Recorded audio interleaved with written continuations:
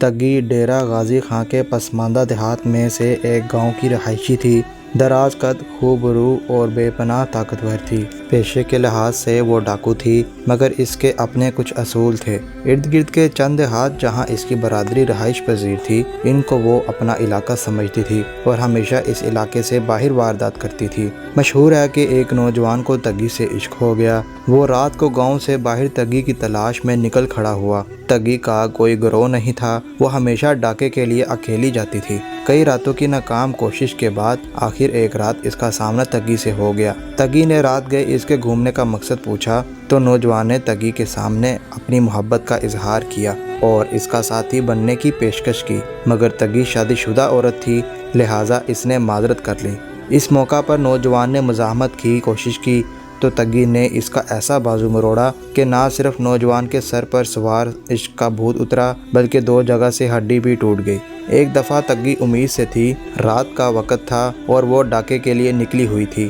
راستے میں ایک قبرستان کے پاس سے گزرتے ہوئے اچانک زچگی کا وقت آن پہنچا۔ بہادر اور باہمت تگی نے بچی کو جنم دیا۔ قریبی جوہڑ کے پانی سے بچی اور اپنے آپ کو صاف کیا۔ بچی کو اپنی شال میں لپیٹا اور ایک کھوکھلے درخت کی کھو میں دبا دیا اور خود واردات کے لیے نکل گئی۔ کافی دیر بعد نومولود بچی کو بھوک لگی تو رونے لگی۔ ایک آوارہ کتا بچی کی آواز سن کر وہاں آ گیا۔ تھوڑی سی کوشش کے بعد وہ بچی کو کھو سے نکالنے میں کامیاب ہو گیا۔ حسب سابق تگی نے وہ ڈاکہ بھی کامیابی سے ڈالا۔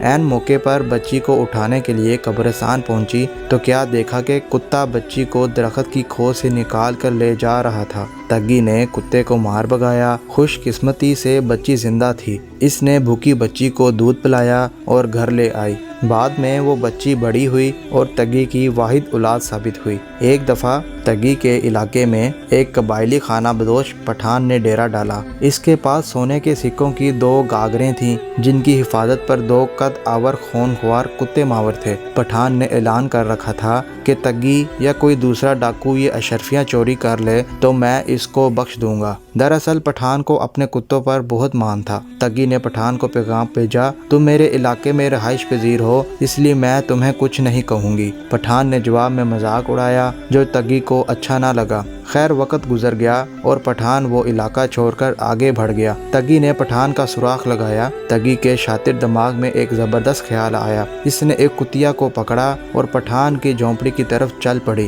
تگی ابھی جھونپڑی سے آدھا کلومیٹر دور تھی۔ کتوں نے کتیا کی بو محسوس کر لی اور اس طرف دوڑ لگا دی۔ تگی نے کتوں کو اپنی طرف آتا دیکھا تو کتیا کو کندھے سے اتار دیا۔ تگی کتوں کو ان کے حال پر چھوڑ کر چپکے پٹھان کی جھونپڑی میں داخل ہو گئی۔ پٹھان بے غم سو رہا تھا۔ تگی نے اشرفیوں سے بڑی گھاگریاں سر پر رکھیں اور واپسی کی راہ لے لی۔ راستے میں اس نے کتیا کو ایک بار پھر کندھے پر رکھا اور چل پڑی۔ پٹھان کے کتے بھی اس کے پیچھے پیچھے چلنے لگے۔ صبح جب پٹھان نیند سے بیدار ہوا تو اشرفیوں والی گھاگریں اور کتے غائب پا کر سخت پریشان ہوا۔ اس نے سوچا ہو نہ ہو یہ تگی کی حرکت ہو سکتی ہے۔ وہ تگی کے گاؤں کی طرف چل پڑا۔ وہاں پہنچا تو اس کے دونوں کتے تگی کے گھر کے باہر بندھے ہوئے تھے۔ پٹھان نے تگی کے سامنے ہاتھ جوڑ کر کہا، مجھے اتنا بتا دو یہ سب تم نے کیسے کیا؟ تگی کا جواب سن کر پٹھان اس کی چالاکی کی داد دیے بنا نہ رہ سکا۔ تگی پٹھان کو کتے اور سکوں کی گھاگریں واپس کرنا چاہتی تھی۔ اس نے محض پٹھان کے ساتھ اپنی ضد پوری کر کے مذاق کا بدلہ لیا تھا، مگر پٹھان نے اس شرط پر سکوں سے بھری گھاگریں